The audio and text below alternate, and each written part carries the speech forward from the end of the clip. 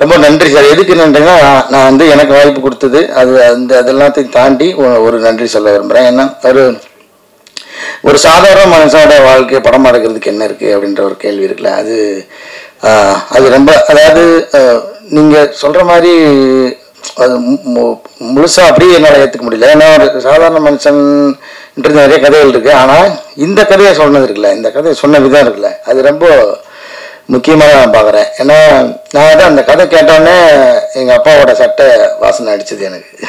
ஏன்னா அவர் அந்த ஸ்பரிசத்தில் ஒரு ஒரு ஒரு கவிதையை மொழிபெயர்த்து அந்த மொழிபெயர்ப்பை படமாக்குற மாதிரி எனக்கு வந்து ஒரு ஃபீல் வந்துச்சு. ஏன்னா நம்ம ஒரு அப்பா வந்து அந்த டீனேஜ் ஆனதுக்கப்புறம் அந்த பசங்கிட்ட இருந்து அந்த விலகின அந்த ஸ்பரிசத்தை அவர் வந்து அந்த ஸ்பரிசத்துக்காக இயங்குறாரு.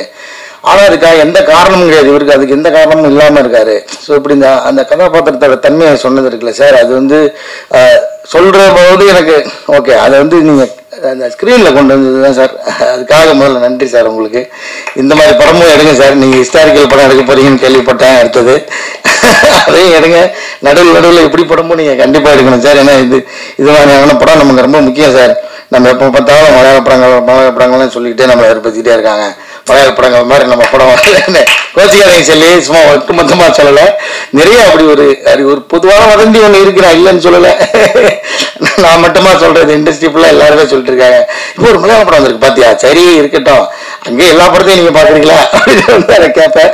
பட் எனக்கு ரொம்ப மலையாள படங்கள் நிறையா பிடிக்கும். அதுலேருந்து நிறைய இந்த ஃப்ரெண்ட்ஸ் எல்லாம் நான் வந்து படம் பார்த்துருக்கேன், அதெல்லாம் எதுவும் சொல்ல. அந்த மாதிரி நம்ம அந்த மலையாள படங்களவே நம்ம சொல்லிக்கிட்டே இருந்ததுக்கு அந்த மாதிரியான படங்கள் எடுத்ததுக்காக உங்களுக்கு நன்றி சார். இதை மாதிரி அப்புறம் எனக்கு வந்து என்னென்னா, அது இப்படி ஒரு அச்சீவ் பண்ணிட முடியும் அப்படின்னு நீங்கள் நிரூபிச்சிங்களா சார். அது வந்து நிறைய பேருக்கு ஒரு நம்பிக்கை கொடுத்துருக்குன்னு நினைக்கிறேன். அதுக்காக உங்களுக்கு நன்றி சார். இப்போ எனக்கு அதான் நான் இந்த படத்தை நினச்சி உள்ளிருந்து சொல்ல, இது வெளிலிருந்து அவங்கள பார்க்குற பார்வையாக தான் நான் சொல்கிறேன். இது மாதிரி நிறைய பேருக்கு இனிமேல் இந்த ஒரு புது முயற்சி எடுக்கணும், ஒரு எளிய மனிதனோட கதையை வந்து இயல்பான ஒரு இதில் வந்து எடுக்க முடியும், அது வந்து அதை வந்து வியாபாரமாகவும் ஆக்க முடியும், அது வந்து இந்த லாபமும் சேரும் அப்படின்றத நீங்கள் காமிச்சதுக்காகவும் நன்றி சார். ரொம்ப நன்றி. யார் பேராவது விட்டுருங்கன்னா மன்னிக்கணும். கிட்டத்தட்ட எல்லாரும் பேரும் சொல்லிட்டேன் நினைக்கிறேன். அப்புறம் அதான் மறுபடியும் உங்கள்கிட்ட முதல்ல சொன்னதான் ஐயா நான் சொல்கிறேன். இது சரி, வேலை முடிஞ்சிருச்சு, தேங்க்ஸ் கிவிங் மீட்டிங் அப்படின்ற மாதிரி விட்டுறாதீங்க.